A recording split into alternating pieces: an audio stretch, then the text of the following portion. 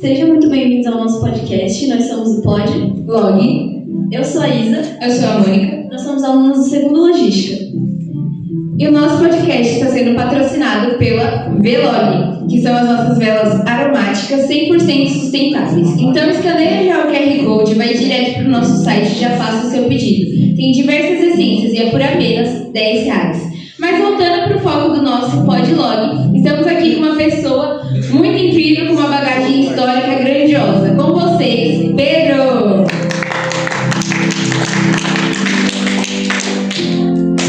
Bom dia, boa tarde, boa noite, para quem estiver ouvindo aí. Boa tarde, Pedro. Boa tarde.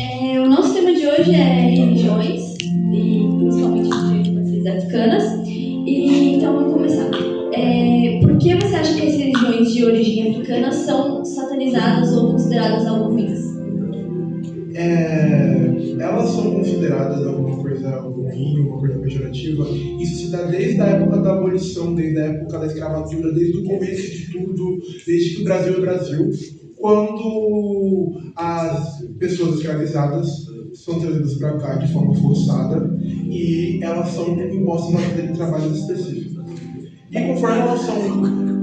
conforme elas são postas para fazer esse tipo de trabalho, a primeira forma de doutrinação que empregam para ela, dentro da ideia da Igreja Católica, é a doutrinação do cristianismo. Você pega pessoas excludentes, pessoas que foram trazidas de um lugar inóspito, começam a demonizar, você consegue monstrificar, a bestializar uma religião, como se ela fosse completamente errada, como se ela não tivesse nenhum tipo de pacto, de vinculação direta com alguma coisa sagrada. E quando você se perde isso, você entrega às pessoas uma ideia de salvação e redenção a partir do cristianismo. E quando entra nessa época contemporânea, as pessoas que ainda são adeptas do cristianismo ainda têm essa versão bestializada e animalizada da religião de matriz africana, tanto por desinformação, muitas vezes por intolerância e até mesmo por racismo. Sim, e seguindo nessa questão das religiões, qual que é a sua religião? Conta um pouquinho mais sobre você, sobre o que você acredita. Eu sou cursante do segundo Logística, da parte de Suplementar Tarde. Eu sou candomblessista desde os meus 7, 8 anos de idade, desde pequeno. E eu sempre fui uma pessoa que sempre acreditou muito nesse tipo de coisa. Eu sempre fui muito atrelado ao espiritismo desde pequeno. E sempre fui muito ensinado a fazer isso. Mas desde pequeno eu sempre fui em muitas coisas, fui em muitos lugares. Eu fui batizado na Igreja Católica, eu fiz Evangelho segundo o Espiritismo, quando eu era pequeno também a Igreja Evangélica, eu fui Igreja Católica. Eu conheci tudo um pouco, mas eu sempre fui muito apegado e atrelado à minha religião. E eu sempre fui ensinado pelo meu pai de santo, que também tem uma pessoa muito importante para mim, uma explicação de que, no final das contas, a religião é só uma forma de que você manifesta a sua fé. O importante, no final das contas, é a fé. Certo. O que você acha de trabalhos religiosos envolvendo amarração e destruição do inimigo? Que a gente vê um tabu muito grande em cima disso, principalmente nas religiões de matriz africana. Dentro do meu evento, muitas coisas são explicadas pra gente, muitas coisas são ensinadas. E cada igreja tem sua doutrina, cada casa tem seu caso. E dentro da minha casa, eles tratam isso como uma coisa ruim, não ensinam a fazer, e só ensinam a desfazer porque a gente prega o bem. E normalmente, eu também por parte de opinião própria, eu discordo totalmente, não vou atrás desse tipo de coisa, porque eu acho que tem muito mais a ver com a energia e com a índole da pessoa, e eu não vou querer fazer um mal para a pessoa e que vai voltar para mim uma hora ou outra, porque sempre volta. Bom, e esse tipo de informação normalmente não chega para as pessoas do exterior, né?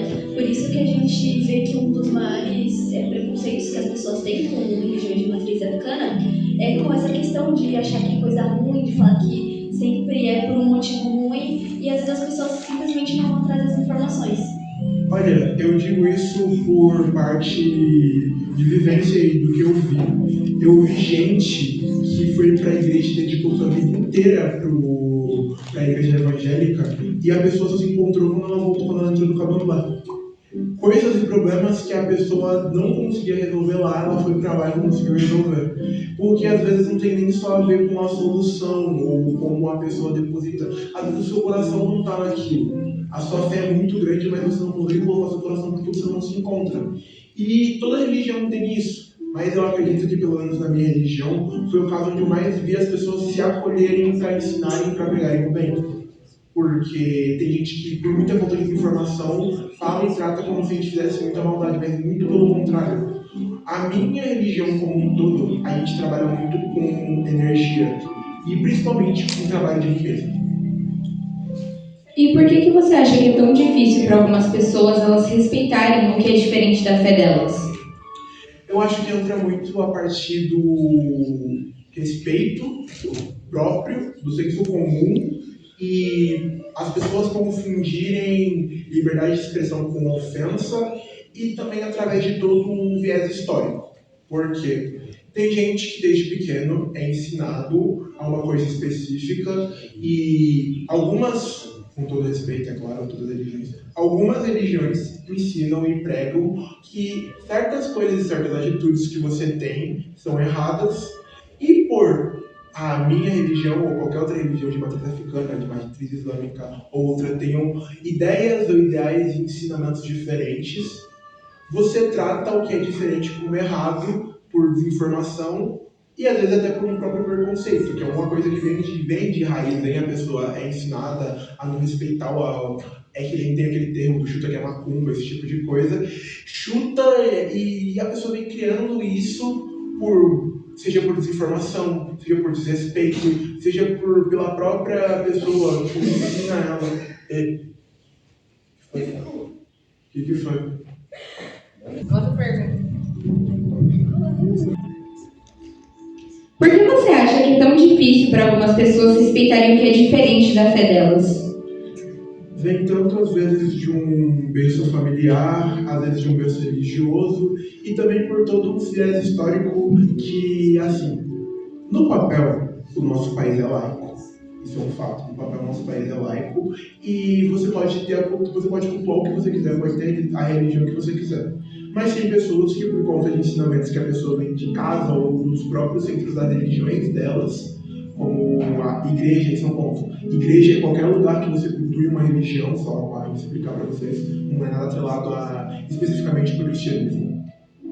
E por conta disso, as pessoas acabam tendo formas muito equivocadas de interpretar ou de ver a religião de outra pessoa, porque elas confundem o que seria se defender com desrespeito, com intolerância religiosa, ou até mesmo, propriamente dito, um preconceito enraizado. Oxi. Minha voz está dando retorno. Tá mesmo? Eco. Cadê o cenário?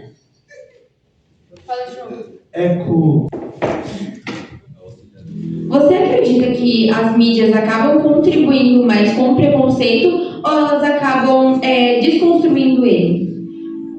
Dado a visão que as pessoas têm hoje em dia, eu consigo dizer que dependendo da mídia, dependendo da forma como ela é vinculada, descredibiliza muito, porque, por exemplo, tem muita gente que vê uma coisa romantizada ou vê alguma coisa que, em partes, parece muito surreal, muito fantástica ou fantasiosa, e a pessoa atrela isso à religião, atrela isso a uma coisa que não é assim que funciona, que nem a própria Isabela tinha falado, sobre as pessoas terem uma visão de que a gente usa a religião para fazer o mal. Isso é culpa, de certa forma, da mídia que expõe essa visão meio banalizada e muito do boca a boca, porque você vê uma coisa em certo lugar, você escuta, por exemplo, uma coisa que eu não concordo, tem algumas igrejas evangélicas que tem uma sessão de descarrego. Aí eles chamam pessoas que às vezes estão realmente atuando, falam o nome de entidades que existem dentro da religião e monstrificam elas, falam que está fazendo a pessoa beber, está fazendo a pessoa fumar, a pessoa entrou num vício por conta disso. E isso é muito irreal, é muito surpreendentemente absurdo. Mas, de outro lado, tem algumas mídias que ajudam nisso. Tem algumas formas de você ver, se você for pesquisar da forma correta, que você acaba tanto aprendendo quanto vendo esse tipo de coisa. Mas da melhor forma possível, normalmente, eu recomendo quando a pessoa está atrás de entender mais sobre, ou pergunta para alguém que é propriamente da religião, ou a pessoa não é atrás de algum centro, às vezes você mora perto de um centro e não sabe, sabe? E essa questão também de hoje a gente tem a mídia, a internet, é algo que é muito mais visto também, coisa que um bom tempo atrás não era. E você acha que isso ajuda as pessoas a conhecerem mais? Porque podem ter muitas pessoas que às vezes não conhecem, não sabem ou não têm essa informação e acaba construindo um preconceito ou acaba não sabendo o que pode se encontrar nessa religião. Sim, eu acredito que justamente por conta do avanço tecnológico como um todo das mídias sociais, elas acabam se tornando, de certa forma, a faca de dois gumes. Porque ao mesmo tempo que nem você falou, tem muita gente que acaba aprendendo e entendendo algumas coisas que são, na visão de alguns, eram alguns tabus, aprendem que não é assim que funciona, e tem outras pessoas que só criam cada vez mais raiva, mas essas pessoas que acabam criando cada vez mais raiva é justamente por conta de que ela, mesmo tendo a informação e a explicação, ela prefere continuar na ignorância dela. Tem alguma situação positiva que aconteceu com você, de você dialogar com pessoas de outras religiões e realmente sair algo bom, foi algo possível e que fez a diferença, porque a pessoa tinha certos estereótipos na cabeça dela sobre a sua religião e você conversando com ela, você conseguiu mudar? Mês passado, eu estava conversando na própria sala mesmo sobre esse tipo de coisa. Eu estava conversando, explicando algumas coisas da minha religião, mas por questão de informação, tem muita gente que sabe de algumas histórias e acaba com medo, e conversando com pessoas de outras religiões, aí a gente conseguiu entrar num consenso e uma explicação muito plausível, e foi sim uma coisa rica que, de certa forma, cada um aprendeu um pouco mais. Por exemplo, porque sempre levantam esse debate sobre sua religião tem Deus, por exemplo, mas assim, tem Deus em todas as religiões. Às vezes é que nem a minha mãe, ela sempre me diz isso muito. Muda-se o nome, muda-se o endereço, mas é a mesma pessoa. A gente muda o nome, muda o endereço, mas é o mesmo cara. A gente sempre está falando da mesma pessoa. Não são vários deuses de uma religião, são vários deuses para cada um, para uma religião. É o mesmo Deus para todas, mas a gente acaba também cultuando os orixás, que são forças da natureza como um todo. São sim deuses dentro da nossa religião, mas são os deuses ancestrais da nossa linhagem. Continuando nessa linhagem de experiências próprias, a gente sabe que hoje em dia ainda infelizmente tem muitas coisas ruins que falam sobre essas religiões, principalmente a sua. E você já sofreu algum tipo de preconceito ou viu alguém sofrendo ou passou por uma situação ruim que você se lembra? Eu tinha uns 10 anos, estava tendo xirê na minha casa e o vizinho bateu lá na porta e pediu para a gente parar. Isso é uma informação importante para vocês.